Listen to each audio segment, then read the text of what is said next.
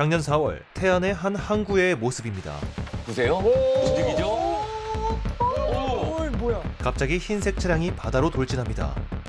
사람들이 깜짝 놀라 몰려들었고 차는 바다 한가운데까지 간 상태입니다. 해경 배 가지고 빨리 오라 그래. 해경 배 가지고 빨리 오라 그래. 야야 저 자꾸 깔아진다. 차량은 점점 더 바다 밑으로 가라앉고 안에 있던 사람이 의식을 잃은 듯 핸들을 놓치는 모습이 보이는데요. 자, 이때 다행이다 이때 배 한 척이 차량 쪽으로 다가갑니다. 근처에 있었나 봐요. 네. 자, 그리고 빨리 창문 어떻게? 한 남자가 차 위로 올라가서 뒷유리를 깨려고 합니다. 근데 지금 중심 잡기가 어려운 상황이고 너무 세게 던져가지고 손 다치셨을 것 같아요. 좀 상처를 입으셨어요. 올라타는 게 더 많나? 네, 그러나 계속해서 창문을 두드리고 창문을 깨고 자주 일어나라고 지금 계속 소리를 치고 있고 계속 뒷유리를 내려치면서 구조를 시도합니다. 이 두 분 정말 용감합니다. 대단하시다. 그리고 마침내 뒷유리를 깨는데 성공합니다. 뒷유리를 걷어냈습니다. 야, 그리고 떨어지네. 밧줄을 차량 창문 팔과 배에다 연결을 해가지고 끌고 갑니다. 와, 세상에. 네. 이분들 정말 대단합니다. 어떻게 저기 생각하시지? 네. 때마침 해양경찰과 구급대원들이 도착했고 운전자를 차 안에서 꺼냅니다. 네, 밖으로 나왔고 병원으로 무사히 이송이 될 수 있었습니다. 유리를 깨서 사람을 꺼내려 한 게 아니라 아예 차를 끌어 육지로 옮긴 것인데요. 지금 보신 영상은요, 충청남도 태안 안면도에서 주차되어 있던 차량이 갑자기 바다로 돌진해서 추락한 사건인데요. 해경에 따르면요, 추락 직전에 굉음이 들렸다라는 목격자들의 그런 진술들이 있었습니다. 그래서 그 진술을 참고해서 혹시 급발진 사고가 아닐까라고 조사를 진행했는데요. 네. 급발진은 아니었던 것으로 결론이 내려졌습니다. 정신을 잃으셔서 과속 페달을 밟으신 건가? 아니 그런데 앞에 진입하지 못하게 봉들이 있는데 그 봉이 공교롭게도 직진했는데 봉이 없는 쪽이야. 그러니까. 네, 참 여러 가지 추정을 할 수 있는 상황인데요. 우선 앞서 말씀드린 것처럼 기계적인 검사에서는 급발진이 아닌 것으로 확인이 됐고요. 혹시라도 음주운전일까 봐 음주 측정을 했거든요. 그런데 음주운전이 아니었습니다. 문제는 구조된 저분, 차량에 탑승하고 있던 운전자가 40대 남성인데요. 이 사고 전후 관련 기억을 못하고 있습니다. 그리고 저 사고 직후에는 의식을 잃고 있었고요. 그래서 정확한 원인을 밝혀내지 못하고 있는 상태인데 우선은 저 사고 직후에 구조한 장면 보셨지만 의식이 없었어요. 그다음 이후에 치료를 했고요. 그다음에 얼마나 의식이 돌아오셨는지 모르겠지만 사고와 관련된 기억을 전혀 하지 못하고 있는 그런 상황이라고 합니다. 근데 만약에 저렇게 차가 물에 빠졌을 때 물이 다 차면 문을 열라 이런 말이 있는데 어떤 게 맞는 건지 어떻게 하면 될까요? 맞아요. 지금 말씀하신 것처럼 영상에 나온 상황일 때는 우선 유리창을 깨는 것이 급선무입니다. 그래서 그 단단한 물체로 창문 모서리를 깨고 탈출하는 것이 가장 바람직한 방법이고요. 여기 헤드로 깨라던데 빼서. 그래서 모서리 끝 쪽을 맞습니다. 창문을 계속하면 그게 깨진다. 그렇습니다. 그래서 이 목바지를 뺄 수가 있는데 거기에 달려있는 철심 같은 것으로 깨실 수도 있고요. 가장 좋은 건 동현 씨처럼 미리 작은 차창 깨기용 망치 이걸 구매하셔서 차에 구비하고 계시면 가장 좋죠. 아니 창문 내리는 걸로 내리면 안 내려져요? 전기 장치에 우선 침수가 되기 때문에 작동하지 않는 경우가 대단히 많습니다. 그렇기 때문에 창문을 깨는 것이고요. 또 하나는 저 상태에서 깨지 못한 채 계속 침수가 되잖아요. 그러면 문을 열고 탈출하려고 할 때 수압이 엄청나게 셉니다. 맞아요. 그러면 무거운 수압이 있는 쪽으로 문을 열려고 하면 절대로 안 열립니다. 그때는 침착하게 기다리시면서 물이 서서히 차 들어와서 바깥의 수압과 안쪽의 수압에 큰 차이가 없을 상황이 되었을 때는 문을 열면 여실 수가 있어요. 그리고 나서 탈출을 하시면 되거든요.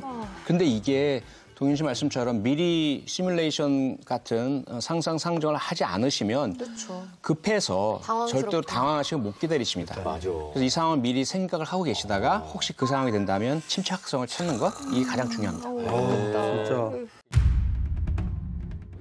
아침 7시 50분 충청북도의 한 도로. 길을 걷던 남자가 배달 오토바이가 주차되어 있는 쪽으로 가더니 발견이로 갑자기 있는 힘껏 발로 차버립니다. 그랬더니 이제 배달 기사분이 뭐 하는 거예요?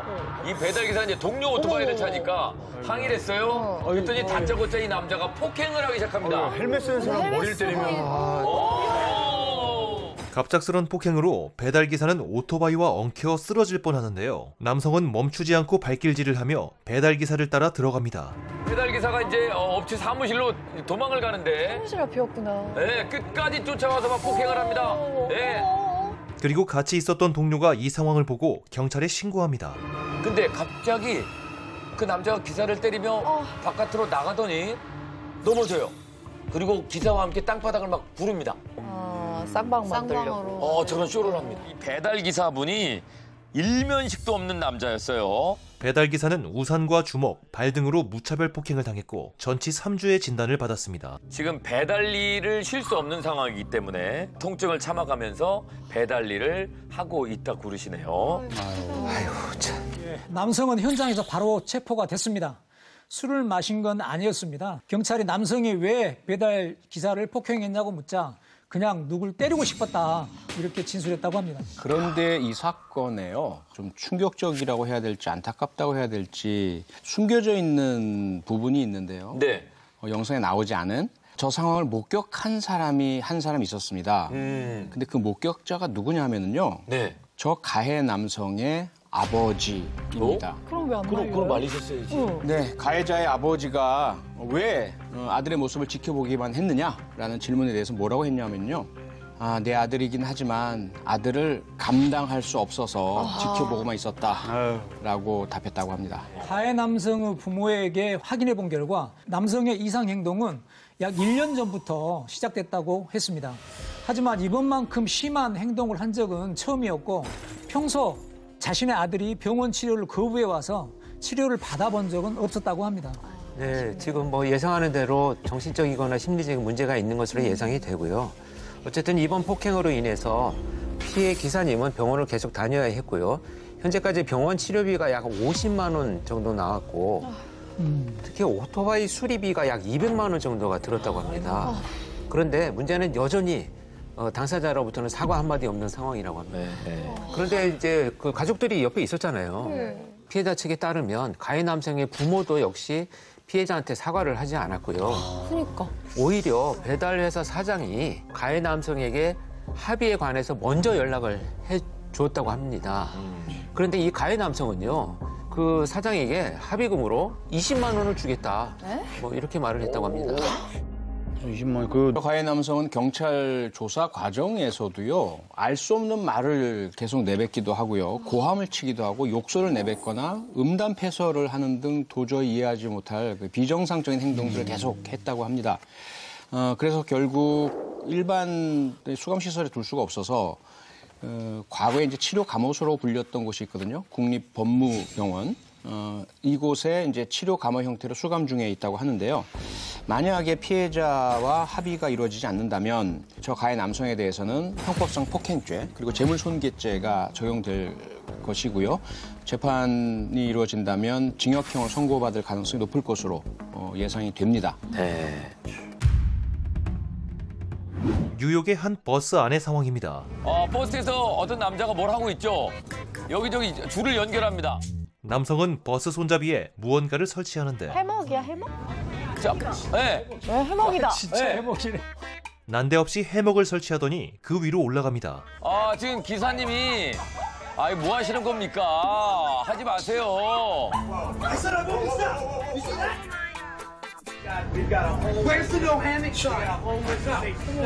해먹 금지 표시가 어디 있냐며 항의합니다. 자, 승객들도 위험해 보이니까 내려와라. 하지만 해먹남의 민폐는 여기서 끝이 아니었는데 친구들을 다 데리고 왔습니다. 이게 뭐야? 다른 버스에서는 친구들과 함께 단체로 해먹을 펴고 민폐를 끼칩니다. 네, 승객들이 적극적으로 내려오라고 부탁을 하는데도 버스 안전요원과 지금 몸싸움까지 벌이는 남자입니다. 계속 해먹 금지 표시가 어디 있느냐. 지하철에서도? 진짜 진상이. 이 사람들은 버스뿐만 아니라 지하철에서도 같은 행동을 합니다. 그래, 잘했어요. 자, 안전요원에게 일단 제압을 당했고 바닥에 떨어졌죠? 그러니까 도망갑니다.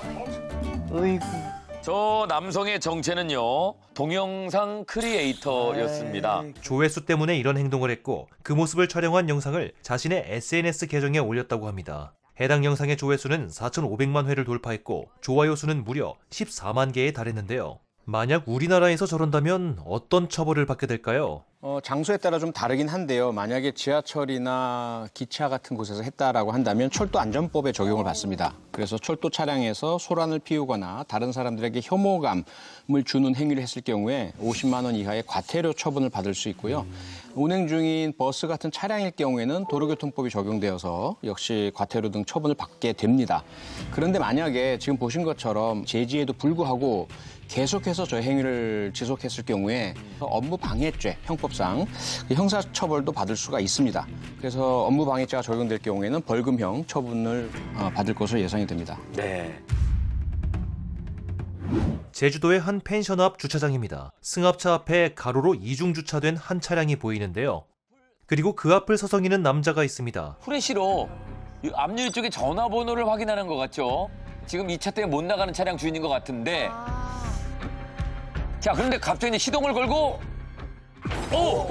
밀어붙이기 시작합니다.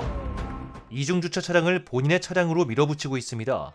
그리고 한 번 더 쾅. 이때 해당 차주와 펜션 주인이 함께 나오는데요. 예, 근데 이 사람 그냥 가면 되는데 아랑곳 않고 또 한 번 박치기를 합니다. 자, 급기야. 이거 보세요. 급기야. 안 돼, 안 돼. 차주에게 주먹질을 합니다. 그리고 심지어 지금 1m 길이의 건축용 자를 들고 있었어요. 위험한데. 또 차주인을 폭행을 합니다. 네. 차주는 치아가 흔들리고 이마가 찢어지는 등의 피해를 입었습니다. 이 사건이 어떻게 시작된 거냐면요. 60대의 피해 남성, 아까 이제 주먹질을 당한 사람, 이중 주차했던 사람, 이 남자가 가족들과 한 달 살기를 하려고 제주도에 내려온 겁니다. 그리고 한 일주일 정도가 지났을 때예요, 지금. 때린 사람은 당장 출근을 해야 되는데 자신의 차 앞에 이중 주차를 해놓고 전화번호도 남겨두지 않아서 본인이 폭행을 했다라고 주장하고 있습니다. 그렇습니다. 그런데 피해 남성의 주장은 달랐습니다.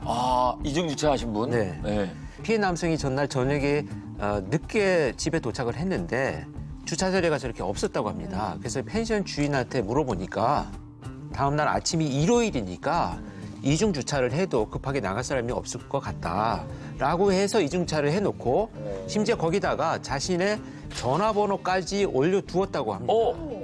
더군다나 이 피해자의 추가 증언에 따르면 가해자의 피해자는 서로가 어디에 사는지를 다 알고 있었대요. 같은 펜션에 지금 살고 있는 거예요.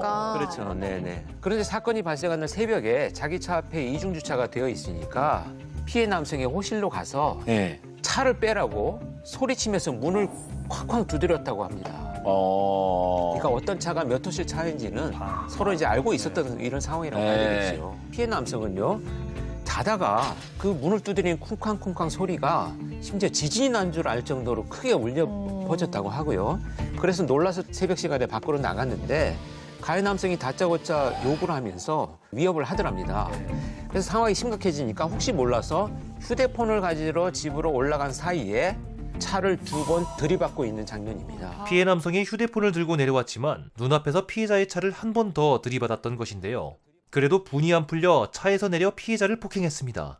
네, 피해 가족들은 사건 이후 바로 숙소를 다른 곳으로 옮겼지만 가해 남성이 찾아올 수도 있다는 불안감 때문에 한동안 시달렸다고 합니다.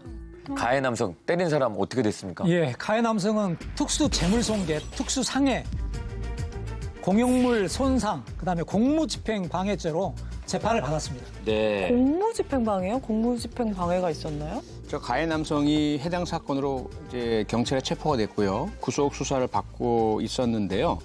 제주도는 다른 곳과 달리 구치소가 따로 없습니다. 그래서 교도소에 이렇게 수감시키면서 구속 수사를 하게 하는데요. 그 기간 동안에 저 가해 남성이 교도소에서 기물 파손하고 교도관 폭행하고 상당히 그 폭력적인 난동을 부렸다고 합니다. 우리나라 한 사람이 저지른 여러 범죄를 병합할 수가 있어요. 그래서 저 사람에게 기존에 재판받고 있는 혐의 외에 공용물권 손상 또 공무집행 방해 혐의가 적용이 된 건데요. 결국 이 가해 남성 위험한 물건으로 피해자를 마구 때려서 다치게 한 점, 모든 범행에 대해서 상대방이 원인 제공을 했다고 계속 탓하는 점, 그리고 피해자의 차량 수리비 등에 대한 피해 회복이 전혀 이루어지지 않은 점 등을 모두 감안을 해서 징역 2년형을 선고받았습니다. 이번 사건으로 인해서 피해자 차량 수리비가 약 1,600만 원 정도 들었다고 하는데요. 안타깝게도 사고가 아니잖아요. 예. 그렇기 때문에 가해 남성에게 직접 소송을 걸어서 피해 배상을 받아야만 합니다. 쉽지 않지. 비행기에서 벌어진 올해 이 사건에 대한 판결이 났습니다. 생사의 갈림길에 서게 만들었던 공포의 3분. 그 영상 함께 보시겠습니다. 지난 2023년 5월 26일 제주에서 출발해서 대구로 가는 비행기가 하강을 하고 있었습니다. 이때 지금 기내 안으로 바람이 들어오는 모습 보이시죠? 이게 무슨 일일까요? 비상구가 열렸습니다. 비상문이 열린 채로 이 비행기가 착륙을 하고 있습니다. 갑자기 날개 뒤쪽에 비상구가 열렸고 승객들은 공포에 떨게 됩니다. 바람의 세기가 어마어마한데요. 이게 제가 딱 창문을 봤을 때 구름이 보였거든요. 저는 사실 폭발한 줄 알았어요. 뒤로 빨려 들어가는 것처럼 바람이 확 잡아당기더라고요. 지금 손석이 저거 하는 것처럼. 비가 고막도 엄청 좀 아픈 상황이었고요.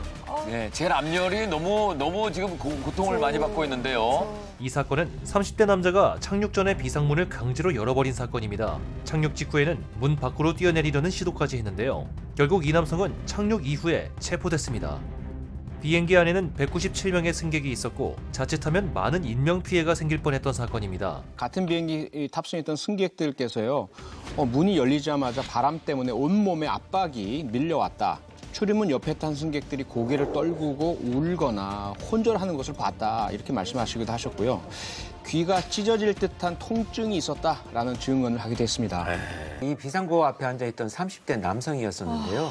착륙 도중에 항공기가 폭발할 것 같다. 무섭고 답답하다는 이유로 갑자기 비상문을 열어버린 겁니다. 이 과정에서 비상문이 고장이 났고요.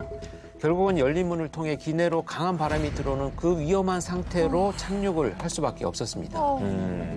그런데 이 남성이 항공기가 활주로에 완전히 착륙한 줄 알고 비상문을 열었다 이런 주장을 하고 있습니다. 이해하기 힘든 행동은 이뿐만이 아니었습니다. 네. 남성은 비행기 타기 전 자신의 형에게 내가 신변의 위협을 느끼고 있다. 가족이 있는 대구에서 치료를 받겠다라는 내용의 통화를 하기도 했답니다. 네, 실제로 감정 결과를 보면 이 남성은 잠정적 조현 양상 장애, 조현병 가능성이죠. 이것으로 인해서 사물을 변별하거나 의사를 결정할 능력이 미약한 상태에 있었다. 잠정적이라는 말이 앞에 붙어 있는 이유는 뭐냐면 확정되지는 않았어요. 그러니까 조현병 망상이 증상은 있으나 조현병에 대한 여러 가지 요건들을 다 충족시키지는 않는다. 그래서 계속 진료와 치료가 병행되면서 지켜봐야 된다. 이런 상황인 것 같습니다. 이 남성이 이번 일로 해서요. 총 3건의 재판을 받게 됩니다. 항공보안법 위반, 재물손괴 이 두 가지 혐의는 징역 3년에서 집행유예 5년 그리고 승객들을 다치게 한 상해 이 혐의는 징역 1년 6월에 집행유예 2년 다 집행유예. 200시간의 사회봉사와 조현병 등 정신질환 치료 명령을 받았습니다.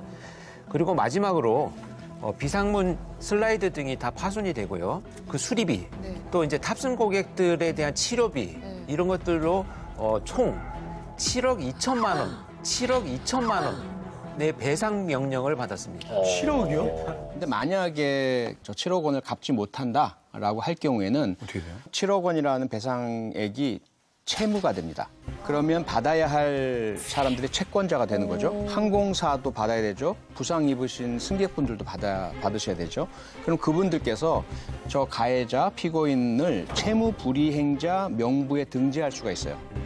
채무 불이행자 명부에 등재된다는 것은 모든 금융권에다 통보가 되어서 신용 자체에 커다란 문제가 생기고 대출도 못 받고 금융활동을 못하게 됩니다.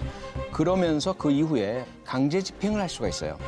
그럼 저 피고인의 명의로 된 모든 재산에 대해서 압류를 할 수 있고 숨겨둔 재산이 있다면 찾아서 그걸 환수할 수도 있고요. 가해자 피고인에게는 엄청난 그 경제적인 채무가 생기게 된 것이고 뭐가 이렇게 형량이 많은 것 같아 보이는데 실제로는 상당히 미약한 형벌 처벌을 받았다 이렇게 보셔야 되죠. 자, 이번에는 해변이나 바다에서 이런 스포츠를 즐기는 사람들도 있습니다. 제주시의 한 포구. 바다를 향해 서 있는 4명의 남자가 있는데요. 막 스윙을 하기 시작합니다. 어머, 4명의 골프 쳐! 바닷가에서 골프 연습을 하고 있습니다. 해당 포구 근처에는 공항이 있고 낮은 고도로 비행하는 비행기들이 많은데요. 근데 의외로 많은 사람들이 왜 저러는 거야? 해변에서 해수욕장에서 골프 연습을 합니다. 이번에는 울산의 한 해수욕장인데요. 여자 한 분이 남자 한 분에게 레슨을 하는 것 같아요. 아이고, 남자 한 분이 코치까지. 바다에는 사람들이 서핑할 준비를 하고 있습니다. 네, 그리고 옆으로 이거 서핑 하시려고 하시는 분이 지나가고도 있는데 바다를 향해서 공을 날리는 건 계속 이어가고 있습니다. 위험한 데죠. 위험하죠. 골프 치는 영상은 인터넷에 업로드됐고 남자에 대한 비난이 쏟아졌는데요. 그런데 이 남자의 가족들의 반응이 놀라웠습니다. 한 거지, 아빠하고 놀이사는 거지. 그 젊은 뭘 못하겠냐. 호기심 사람 할 수 있어.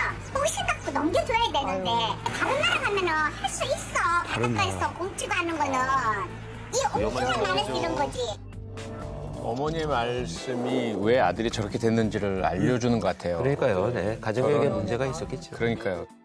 이 영상이 많은 사람들에게 알려지고 이 상황에 대해서 자신의 행동을 좀 반성을 해라라고 얘기하는 사람들에게 이 남자가 황당한 답변을 또 얘기합니다. 뭐라고 했어요? 사장님, 사과하실 마음은 없으신가요? 누구한테요? 바다의 물고기한테요? 본인 행동에 잘못이 정말 없다고 생각하시는구나. 알겠습니다. 물고기랑은 아까 사과해서 잘 풀었답니다. 들어가십시오. 저 민폐남은 모래사장에서 골프 연습을 하는 건 기본이고요. 술을 마시고 자기 차로 모래사장 위를 달리기도 했고요. 제트스키를 타고 서퍼들을 모욕하거나 위협하는 등의 행동도 했다고 합니다. 또 옷을 벗고 인근 가게에 들어가서 손님에게 죽여버리겠다고 위협하며 1년 넘게 동네에서 상습적인 민폐 행동을 보였다고 합니다. 무법자네요, 무법자. 왜 저럴까? 밤 12시 을왕리 해수욕장입니다. 자, 관광객들이 많이 찾는 여름철 을왕리에 밤하늘에 폭죽이 막 터지기 시작하는데요. 폭죽. 불법이군요. 네. 그러자 동네 이장이 안내 방송을 하는데요. 하양 연기 때문에 도저히 앉아서 놀 수가 없답니다. 하지만 안내 방송을 무시하고 계속해서 폭죽놀이를 합니다. 그랬더니 이제 너 폭죽 좀 터치지 말라고 너 폭죽 좀 터치지 말라고 터치지 말아요. 가서 나오기 전에 그 사람이 말을 하면 좀 말 좀 들어 쳐먹어. 이게 안 되니까 지금 이장님도 흥분하셨어요. 이장님도 지금 밤 12시가 넘었는데 계속 항의가 들어오니까. 네, 이거 너무하다 싶은 거죠, 진짜. 여름철만 되면은 저 해변에서 터지는 이 불꽃놀이 소리 때문에 피서 오신 분들, 관광 오신 분들, 또 주민분들 다 주무셔야 될 시간인데 잠을 못 이룬다고 합니다. 게다가 다음 날 아침이 되면 바닷가나 폭죽 쓰레기로 가득해지는 문제점도 있습니다. 더군다나 이 폭죽이 더 위험한 거는요. 몇몇 사람들이 마치 총을 쏘듯이 서로 폭죽을 맞히면서 놀기도 하고요. 폭죽이 피서객들 가까이 지나쳐서 막 터지기도 하고 또 어떤 사람들은 일부러 피서객들이 있는 곳에 근처 땅바닥을 조준을 해가지고 폭죽을 쏘는 경우도 있습니다. 그래서 해수욕장법을 통해서 백사장에서 불꽃놀이를 규제를 하고 있습니다. 이 법률에 따르면 허가 없이 해수욕장에서 불꽃놀이, 폭죽을 사용하는 경우에 10만 원 이하의 과태료 처분을 받습니다. 아니 그럼 팔지 말아야 되는 거 아니에요? 맞아. 네, 백사장에서 파는 것도 그럼 규제해야 될 것 아니냐? 규제했습니다. 백사장에서 허가받지 않고 폭죽놀이 용품 판매하는 것 불법입니다. 이 경우도 마찬가지로 10만 원 이하의 과태료가 부과가 되고요. 그런데 문제는 백사장을 제외한 장소에서 폭죽 판매를 금지시킬 수는 없거든요. 아, 편의점, 슈퍼 이런 데는 괜찮아요? 그렇습니다. 그래서 백사장에서 조금 거리가 떨어진 그런 가게들에서 폭죽들을 팔고 있다 보니까 네. 거기서 폭죽을 사와서 이 백사장 같은 곳에 와서 폭죽 놀이를 하는 거죠. 이 휴가철에 하룻밤에 평균 약 2천만 원어치가 넘는 폭죽이 판매되고 또 사용되고 있다고 합니다. 이야, 어마어마하네. 하룻밤에 2천. 그러니까 파는구나. 하룻밤에 2천이면. 돈이 꽤 드네. 예. 그런데 보통 해변의 길이가 길잖아요. 저곳의 해변의 길이도 약 1km 정도가 되는데 많은 사람들이 동시다발적으로 폭죽을 터뜨리니까 단속이 쉽지 않은 상황이라고 합니다. 불꽃놀이가 문제가 된 곳은 한국뿐만이 아니었습니다. 중국 역시 불법 불꽃놀이 때문에 골머리를 앓는다는데요. 전염병과 애군을 쫓는 의미로 아주 어마어마한 이 불꽃놀이가 새해 펼쳐지고 있습니다. 와, 근데 스케일이 큰데?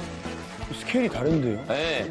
아까 뭐야 우리 해변에서 하는 거하고 또 차원이 다르죠. 여기는 뭐 그런데 이 폭죽놀이를 하던 중에 경찰들을 공격하는 모습이 영상에 포착됐습니다.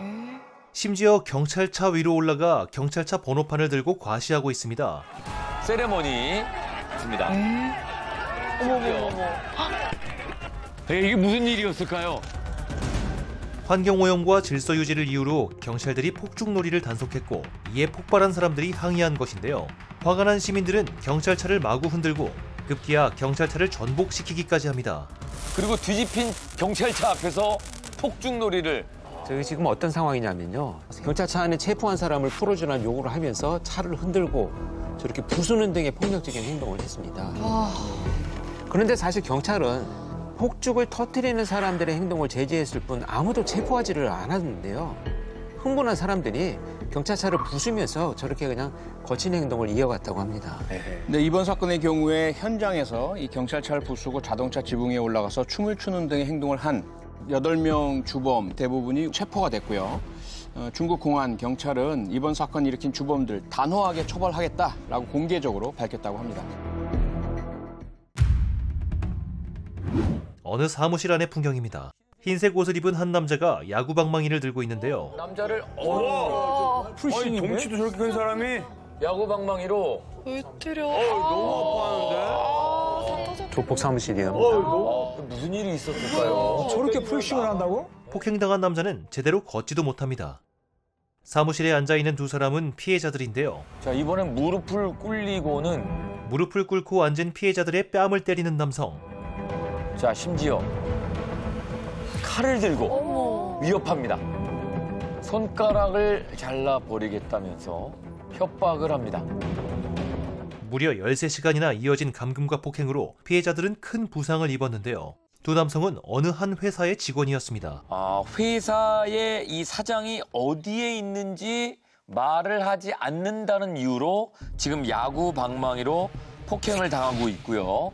심지어는 칼로 손가락을 자르겠다고 협박을 하는 등의 위협을 받았습니다. 저 폭행남들이 찾으려고 하는 회사 사장과 이 가해자는요. 2021년도에 알게 된 사이였는데요.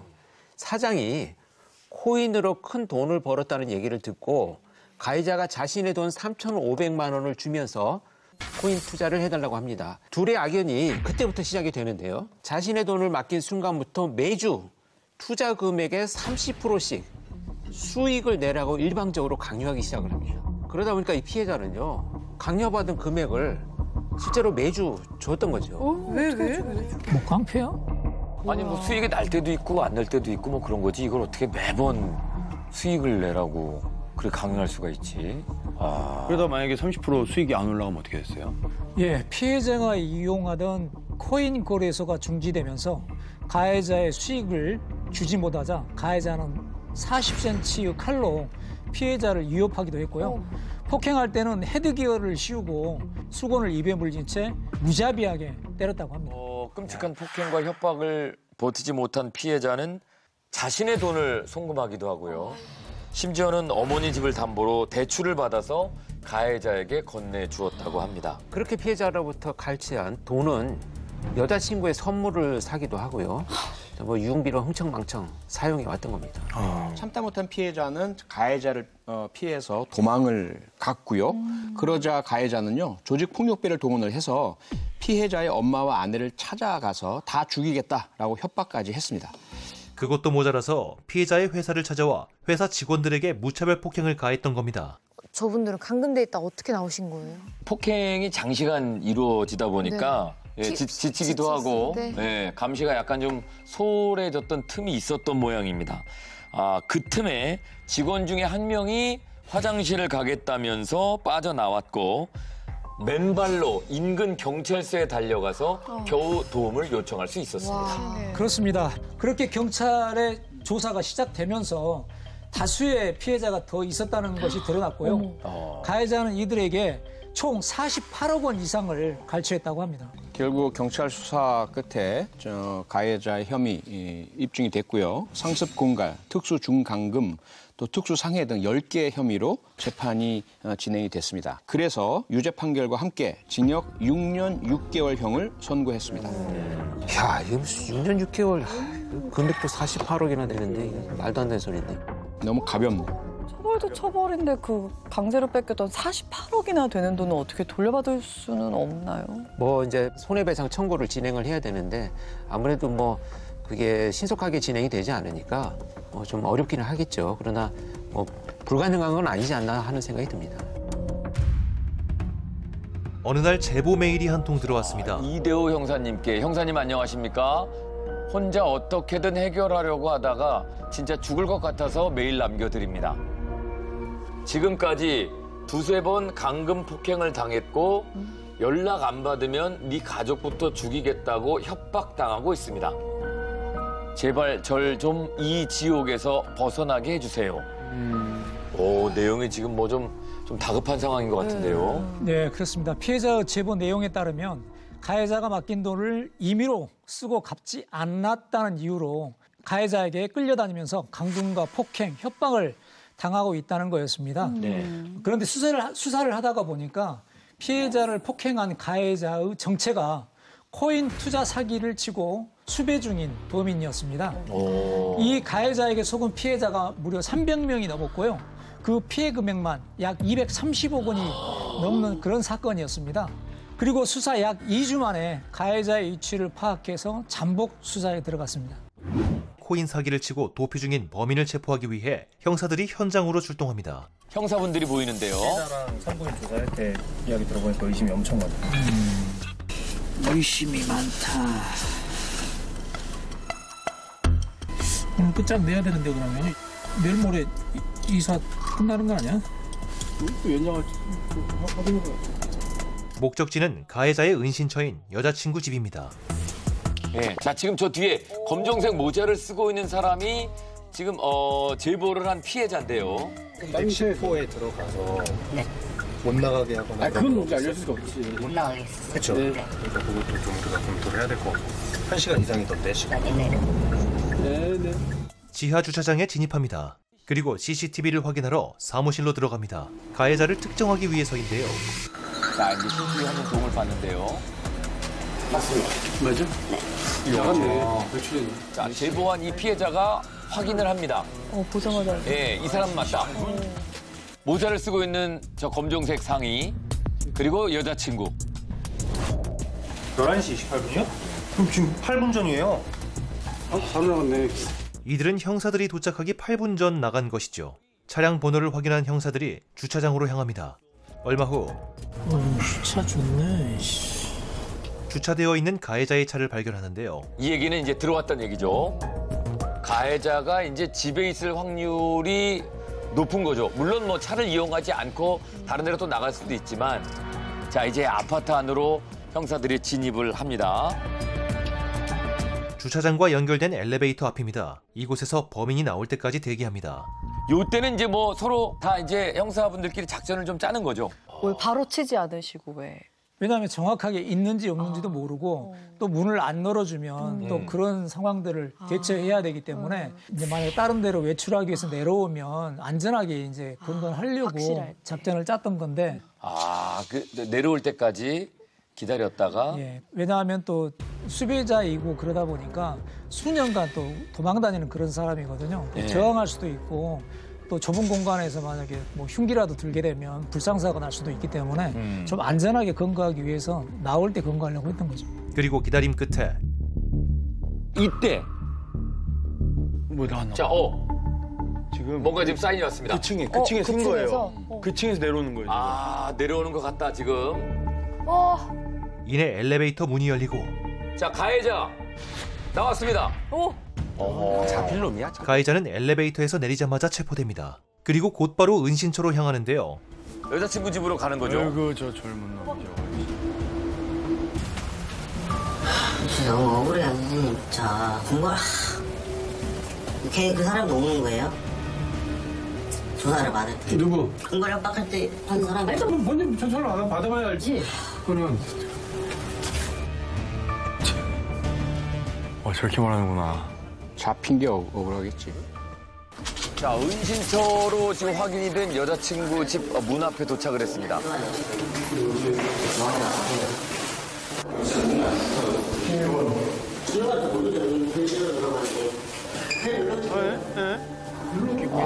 비밀번호 모른대요. 문을 부셔야 되나 그러면? 벨은 눌렀지만 안에서는 대답이 없습니다. 문 열어요.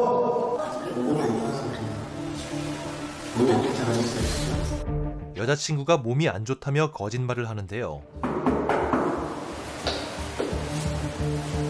여자친구는 반응이 없습니다. 야, 네가 뭘 열어? 그래 빨리 불러. 얘기를 해, 네가. 자, 이 목소리가 지금 이대호 형사입니다. 문 열어달라고 네가 얘기를 해라. 문좀 열어줘, 잠깐 열어줘도 돼.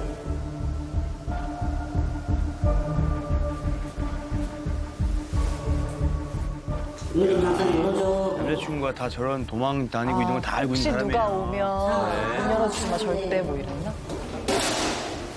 결국 열쇠 수리공까지 호출해 문을 강제로 열기로 합니다. 안에 숨길 거 있으면 다 숨기고 있을 것 같아요. 뭔가를. 그렇겠죠. 네, 뭔가가 있겠죠. 네.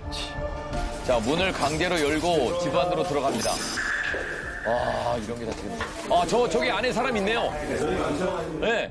여자친구가 발견됐습니다.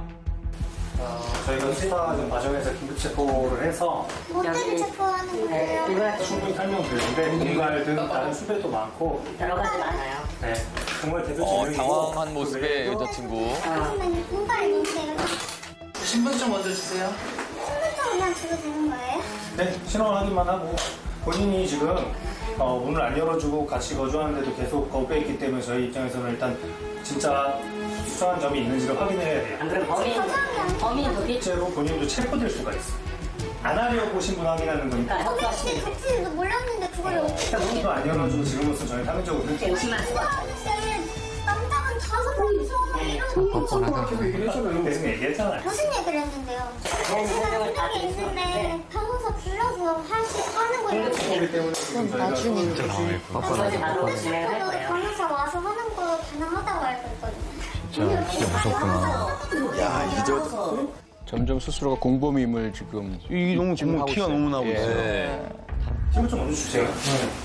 본인이 뭐 죄 지은 게 없으면 주시면 되는 거예요. 결국 신분증을 줍니다.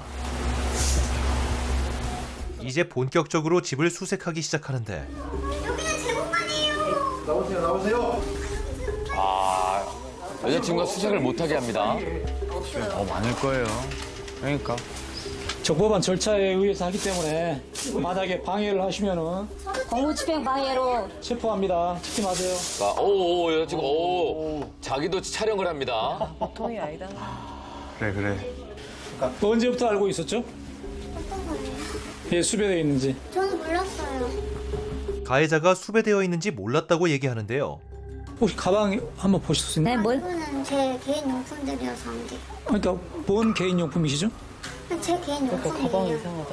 아니 본인이 지금 저희들이 압수수색 하는 데 있어서 보여주셔야 돼요. 그렇지 않으면 본인이 지금 우리가 찾고 있는 물건을 은닉할 수도 있는 거잖아요. 지금 다 보고 계시잖아요. 아니, 그 가방을 이야기하잖아요. 주시면 될 것 같아요. 아니에요, 이거는. 가방 공개를 끝끝내 거부합니다. 지금 작게 나왔지만 저 문을 따는데 30분 이상 기다렸거든요. 그러면 이게 자기 남자친구가 밖에 나갔다가 다른 사람하고 와서 형사라는 신분 박혔는데도 문을 열으려고 그러는데 안 열고 30분간을 버텼다. 이거는 뭔가 아까 동현 씨가 이야기했던 것처럼 그렇게 유추할 수가 있죠. 어떤 무언가 범죄와 관련된 것들을 숨기거나 은닉할 수 있다. 그렇게 판단했기 때문에 들어갔는데 더군다나 행동이 전혀 마치 외출할 것처럼 가방을 메고 있고 이래서 뭔가 숨기고 있구나. 그렇게 판단을 한 거죠. 마침내 가방이 열리는데요. 자, 꺼냅니다. 원래 그냥 보통 이렇게 가방이 열어서 가야 되는 거 아니에요? 꽉 찼어요 지금. 네. 이거 뭐야? 우와. 명품 시계. 명품 시계에 이어서 5만 원권 현금 다발까지 나오는데요. 이거 챙기고 있었던 거예요. 넣어보세요. 야, 이건 저 개인정보예요. 이건 저 개인정보예요. 개인정보? 아니, 이거는 아니, 뭔 개인정보예요? 보여달라니까 보여주면 제대로 하나로 돌려드린다니까? 큰 게 있어요. 이 와중에 개인정보요? 아니, 이거는 종이에요. 쓰레기. 손에 빼다 주먹 쳤어 손에. 그럼 보통 못 보여줄 이유가 없잖아요. 찢었네 벌써. 뭐야, 이미 이상하다. 다 찢어버렸네. 아이고. 저 안에 다 찢었어요. 저거 중요한 종인가 보다. 일부러 찢으셨네요? 일부러 찢으셨네요라고. 네, 이대호 형사께서. 찢어진 종이 조각을 맞춥니다. 이거 우리 킥스인데? 킥스인데? 경찰서에서 출석 요구 받았네. 그냥 남자친구의 범죄 사실이 적혀 있는 네. 수사 서류. 야, 근데 몰랐다는 거 아니야, 지금. 알고 있었다는 걸 입증하는 홍범이 되는 거죠. 공범이 되는 거죠. 그럼 이제 싹 쓸어가지고 다시 담고 기급체. 선생님, 제발요. 15시 46분부로 범인 도피 은닉 혐의로 긴급 체포합니다. 있고 변명에 기여 있고. 자, 이제가 공범입니다. 몰랐어, 가짜다. 한번 들으세요. 그런데 그때 자, 알았어. 알았어. 아유, 기가 막히다 진짜. 여자친구가 체포 위기에 처하자 가해자가 갑자기 무릎을 꿇고 빌기 시작합니다. 제발요. 진짜 아무거든요. 아무 죄 없잖아요, 선생님. 안 돼. 선생님. 피해자는 그런 사람들을 그렇게 230억 피해자가 몇 명이냐. 인생을 망치게 해놓고 아유, 자, 이 나쁜 놈아. 은신처에서 발견된 물건들입니다. 같이 썼네, 같이 썼어. 고가의 명품은 기본이고 슈퍼카도 여러 대 소유 중이었습니다. 차가 몇 대? 와. 브랜드별로 다 모았네. 심지어 돈 세는 기계까지 있었습니다. 집에 개수기가 있네. 요즘 시대 집에 돈 드는 게. 어머, 저 피도 안 마른. 평생 교도소 수 있어야지 저거는. 범인이 코인 사기를 처음 쳤던 때는요, 2021년 6월쯤으로 추정이 됩니다. 약 3개월 동안 오픈 채팅방에서 코인 파생 상품으로 고수익을 낼 수 있다고 피해자들을 유혹을 했습니다. 약 300명이 넘는 피해자들에게 150억 원 이상의 돈을 뜯어낸 그런 사건이었습니다. 코인 투자하는 분들도 공부를 하고, 예, 이게 뭐 하는 거였을 텐데, 피해자들이 이렇게 그냥 깜빡 속수무책으로 당할 수밖에 없는 그런 이유가 좀 있었습니까? 네, 있습니다. 사실 말씀하신 것처럼 코인이 무조건 나쁜 게 아니거든요. 그 새로운 투자의 한 대상이기도 하고요. 그런데 문제는 이 틈을 노리는 사기꾼들이 피해자들이 당할 수밖에 없는 방법을 쓴다는 거예요. 이 어떤 방법을 쓰는지 좀 간략하게 좀 말씀을 드리면 실제로 안전하고 또 보증이 되는 그런 가상자산 거래소 사이트랑 똑같이 생긴 가짜 가상자산 거래소 사이트 홈페이지를 만듭니다. 그리고 나서 피해자들에게 이 가짜 홈페이지에 가입하도록 유도해요. 그리고 나서 이제 오픈 채팅방 등에서 바람잡이들을 내세웁니다. 나 이 사이트에서 큰 수익 봤어요. 여기 빨리 오세요. 늦으면 아마 다른 사람들이 다 수익 볼 거예요. 이런 식으로 이제 이야기를 퍼뜨리는 거죠. 그러면 이제 근로소득만으로는 힘들고 또는 투자를 통해서 수익을 보고 싶어하는 분들께서 혹하시는 거죠. 그래서 여기는 다 정식 가상자산 사이트니까 괜찮아, 안전해 라고 믿고 또 다른 사람들 이 사람 저 사람 다 수익을 받댔어 라고 해서 이제 투자를 하십니다. 여기에 그 다음 단계가 들어가요. 이 가짜 자기들이 범인들이 마음대로 통제할 수 있는 가상자산 홈페이지에서 거래 화면을 가짜로 만들어서 보여줍니다. 그럼 투자자들이 투자하신 그 종목들 가상자산 여러 가지가 있잖아요. 그중에서 투자하신 것이 막 가격이 오르는 걸 보여줘요. 수익이 올라가는 것을 느끼게 하는 거죠. 그리고 초기에는 실제로 수익금을 입금도 해줍니다. 그럼 입금을 딱 받는 순간 이걸 믿지 안 믿겠어요? 실제로 믿죠? 그럼 눈앞에 계속 그래프가 올라가고 내 돈 올라가니까 있는 거 없는 거 더 넣어야죠. 이렇게 해서 거액에 투자하게 되면 그 다음부터는 이제 돈 돌려주지 않고 잠적하고 이런 방식들을 사용하기 때문에 걸려들면 속을 수밖에 없습니다. 그런데 사설 정보방에 들어간 건 이것이 본인 책임이라고 보는 우리 사회적 그 인식이 있습니다. 그러니까 우리나라가 좀 사기 피해자들을 보면 본인이 좀 욕심부리다가 피해를 당한 거야. 이렇게 피해자를 오히려 책임이 있는 것처럼 생각하는 이런 인식들이 있는데 이게 반드시 바뀌어져야 되거든요. 모든 책임은 가해자한테 있는 겁니다. 그런데 이런 인식이 여기에도 남아 있고요. 그러다 보니까 제도적인 보상이나 법적 규제가 아직 논의가 잘 안 되고 있습니다. 그러니까 본인 책임이야. 협박이나 강압이 아니었잖아. 이렇게 이제 인식을 되고 있는 거죠. 두 번째는 투자 사기인데 스스로 피해자가 투자 실패라고 생각을 합니다. 그러니까 사기당한 것을 자체를 모르는 거예요. 그러니까 내가 그냥 어리석고 공부를 안 해서 실패한 거야라고 자기 탓을 하기 때문에 피해자들이 신고조차 안 하는 경우들이 많습니다. 근데 이런 것들을 범죄자들이 이용하는 심리는 뭐냐 하면 소위 포모 증후군이라는 게 있습니다. 이건 뭐냐 하면 사회적으로 중요한 정보들이 급변하는 사회에서 나만 모르고 있구나.